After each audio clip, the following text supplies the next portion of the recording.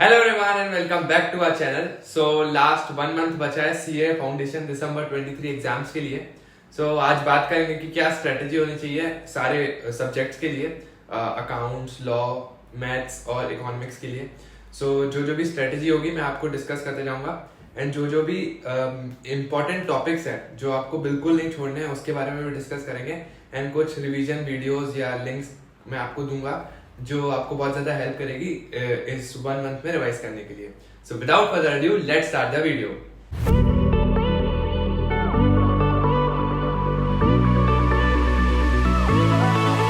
मेरे पास बहुत सारे क्वेश्चंस आ रहे थे कि क्या मैंने अभी तक कुछ भी नहीं पढ़ा है, लास्ट 1 मंथ में पढ़ के मैं पास हो सकता हूँ। ऐसा पॉसिबल नहीं है। अगर आप एक एक्स्ट्राऑर्डिनरी स्टूडेंट है, अगर आप 12-15 घंटे पढ़ सकते हैं तो फिर भी चांसेस हैं, लेकिन ऐसे एक नॉर्मल स्टूडेंट, एक एवरेज स्टूडेंट के लिए पॉसिबल नहीं है 1 मंथ में पढ़ के पास होना।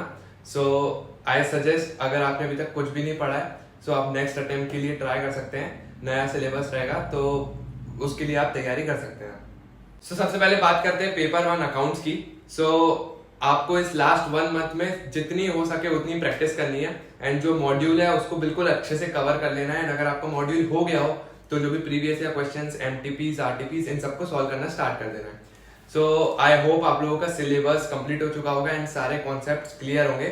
अगर आपको कोई भी एक चैप्टर में या कोई टॉपिक में दिक्कत है आप मेरे को पर्सनली मैसेज कर सकते हैं या कमेंट बॉक्स में लिख सकते हैं।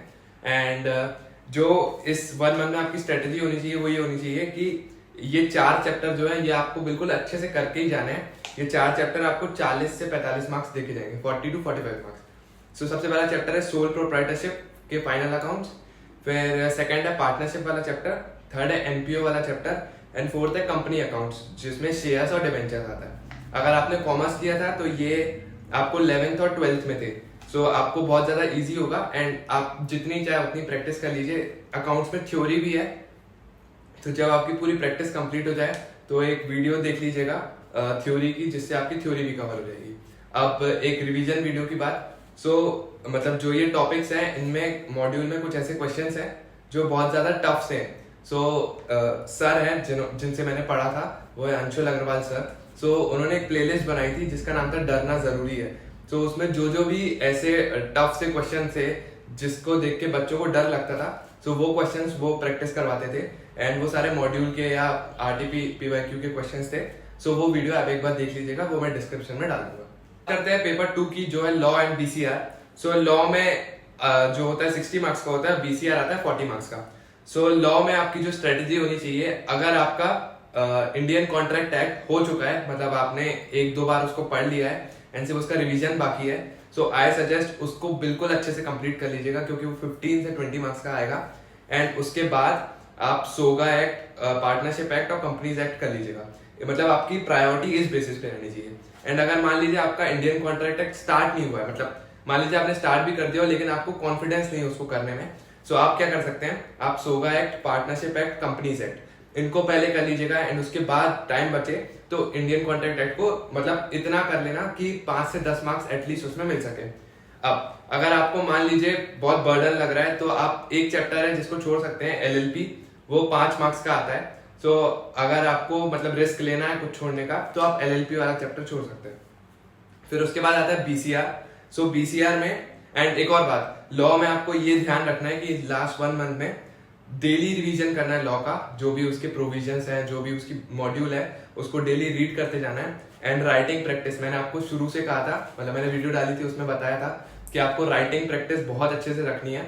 एंड जब आप राइटिंग प्रैक्टिस करेंगे तो आपको वो थ्योरी पे, मतलब थ्योरी जो क्वेश्चन है उनको लिखना कैसे है, उसके लिए मैंने एक वीडियो बनाई थी, तो मैं यहाँ आई बटन में डाल दूंगा। आप वो वीडियो देख लीजिएगा कि थ्योरी क्वेश्चंस को लिखना कैसे है। एंड अब बात करते हैं बीसीआर की। बीसीआर में आपको जो इम्पोर्टेंट चैप्टर है वो है फर्स्ट, सेकंड और थर्ड। इसमें से करीब 15 से 20 मार्क्स का आ जाएगा। एंड जो बाकी के चैप्टर्स हैं जैसे article writing, report writing and presses writing, जो ये वाले चैप्टर्स हैं ये हम लोग इंग्लिश में पढ़ते थे, मतलब जब स्कूल में थे। आप इसको एक बार फॉर्मेट्स, इनके फॉर्मेट्स अच्छे से देख लीजिएगा। अब बात करते हैं पेपर थी मैथमेटिक्स की। मैथमेटिक्स में आपको बेसिकली क्या करना है, जो उसके इंपॉर्टेंट चैप्टर्स है एंड जो एबीसी एनालिसिस है वो मैंने एक वीडियो डाली थी, आप यहाँ आई बटन पे डाल दूंगा, वो आप देख लीजिएगा कि मैथमेटिक्स को कैसे हैंडल करना है। एंड इसके लिए मैं आपको एक क्लासेस सजेस्ट करूंगा जो है निशांत सर की फास्ट ट्रैक क्लासेस है। मतलब एक चैप्टर उन्होंने उठाया है एंड उसको 3-4 घंटे में क्वेश्चंस के साथ, कॉन्सेप्ट्स के साथ उसको पूरा कंप्लीट कर लिया है। सो वो मैं प्लेलिस्ट डाल दूंगा, सो वो वाली वीडियो आपको बहुत ज्यादा हेल्प करेगी। एंड मैंने लॉ में बताना भूल गया था, लॉ के लिए आप इंद्रेश गांधी सर की वीडियोस देख सकते हैं, उसका भी मैं लिंक डिस्क्रिप्शन में डाल दूंगा।